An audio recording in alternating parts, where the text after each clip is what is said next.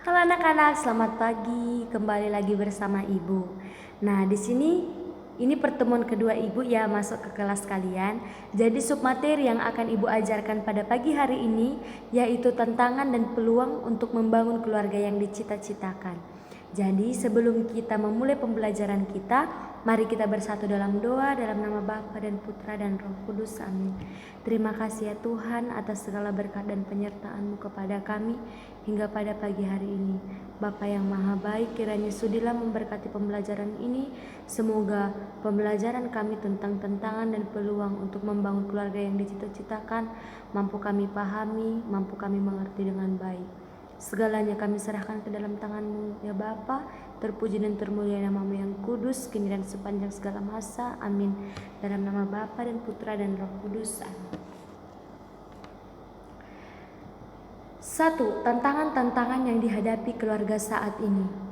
Keluarga adalah kelompok kecil yang membangun sebuah masyarakat, namun juga sekaligus yang mengalami tantangan yang paling besar seiring dengan perkembangan zaman.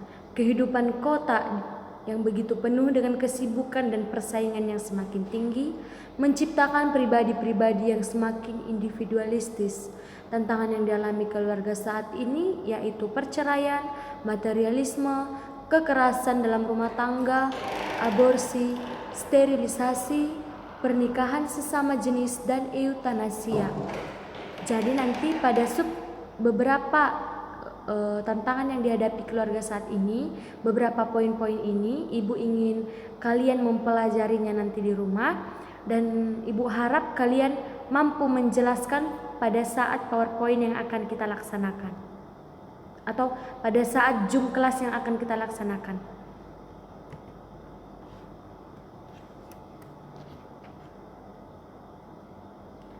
Dua,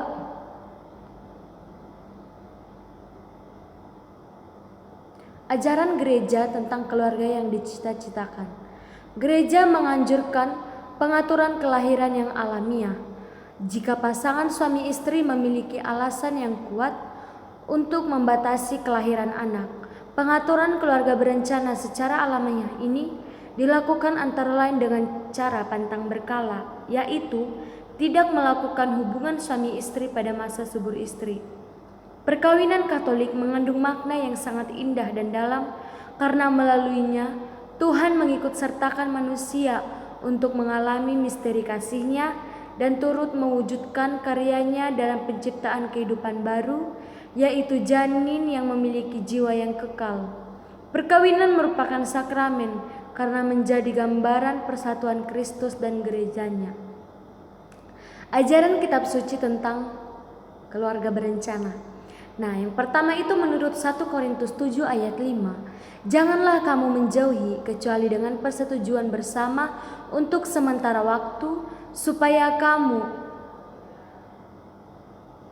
memiliki kesempatan untuk berdoa.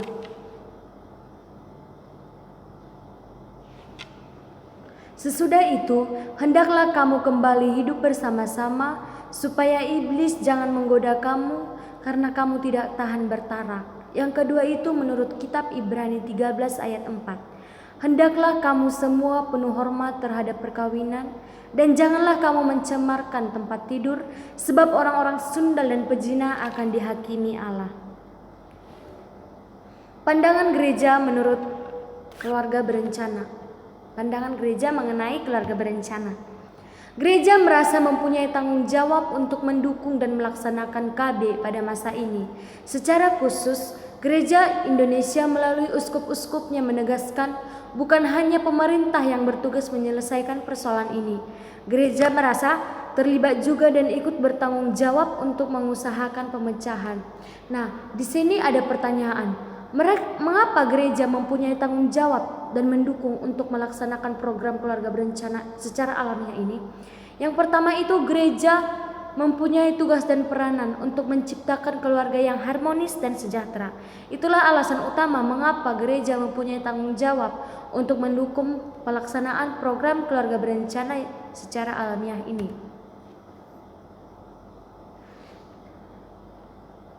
Alasan keluarga berencana penting.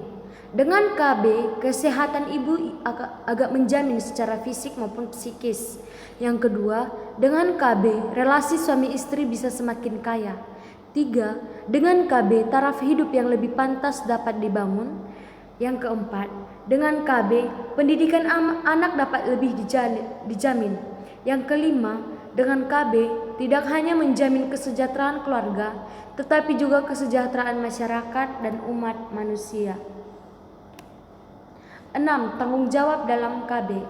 Yang pertama itu adanya tanggung jawab antara pasangan suami istri. Yang kedua itu adanya tanggung jawab dari pemerintah. Dan yang ketiga itu adanya tanggung jawab dari pimpinan agama. Penilaian moral tentang metode pada umumnya.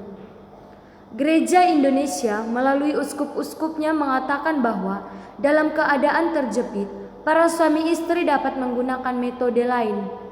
Metode yang dimaksudkan adalah yang pertama itu tidak merendahkan martabat istri ataupun suami. Misalnya, suami istri tidak boleh dipaksa untuk menggunakan metode. Yang kedua itu tidak berlawanan dengan hidup manusia. Metode abortif ditolak. Abortif itu adalah pengguguran ya. Kita tahu aborsi itu adalah tindakan pengguguran janin. Yang ketiga itu dapat dipertanggungjawabkan secara medis, tidak membawa efek samping yang menyebabkan kesehatan atau nyawa ibu dalam bahaya.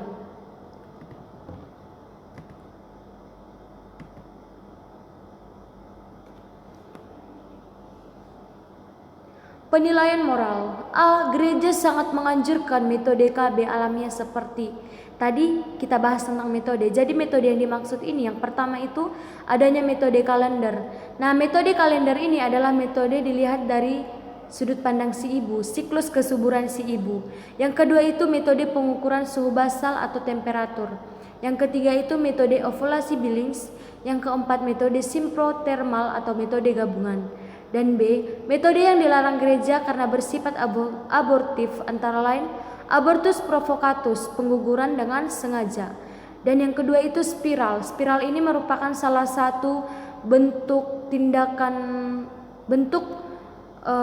suatu alat dalam KB, yakni untuk mencegah kehamilan. Nah, jadi spiral ini sejenis alat yang digunakan pada rahim si ibu agar sel sperma tidak masuk kepada dan tidak membuahi sel telur. Dan yang ketiga itu pil mini. Kita tahu pil mini ini sejenis pil obat yang diminum untuk mencegah kehamilan. Rangkuman. Tantangan paling dirasakan dalam keluarga saat ini adalah komunikasi. Menurut para pemerhati keluarga, tampaknya kini makin berkurangnya komunikasi antara anggota keluarga, antara suami istri dan anak-anak karena kesibukan kerja atau karena terpisah oleh tempat yang jauh telah melebarkan kelangkaan kesempatan bertemu antar anggota keluarga. Di samping kebutuhan ekonomi yang menghimpit, kurangnya kesediaan berkorban, mudahnya muncul perasaan cemburu sebagai akibat dari kurangnya penghayatan akan sakramen perkawinan dan minimnya kemampuan orang tua dalam mengembangkan iman anak telah menyeret keluarga dari misi utamanya, yaitu semakin menghayati kasih Tuhan dan mengembangkannya. Gereja Katolik memberikan perhatian yang sangat serius pada kehidupan keluarga, karena keluarga adalah sel dari gereja dan masyarakat. Maka keluarga yang sejahtera adalah harapan sekaligus perjuangan gereja. Jadi anak-anak, demikianlah materi pembelajaran yang Ibu sampaikan pada pagi hari ini. Jika ada pertanyaan ataupun saran dan kritikan serta masukan, kita akan bahas di Google Zoom yang akan kita laksanakan pada hari Rabu. Marilah kita tutup pembelajaran kita pada pagi hari ini. Mari kita bersatu di dalam doa.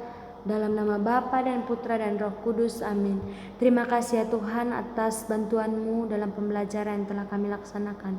Semoga ya Tuhan materi yang kami pelajari tentang tantangan dan peluang yang dihadapi untuk membangun keluarga yang dicita-citakan, mampu kami pahami ya Tuhan, mampu semakin kami mengerti agar kami mampu menerapkan kasih-Mu di tengah-tengah kehidupan kami. Segalanya kami serahkan ke dalam tangan pengasihan-Mu ya Bapa yang maha baik. Terpuji dan termulia nama-Mu kini dan sepanjang segala masa, amin. Dalam nama Bapa dan Putra dan Roh Kudus, amin.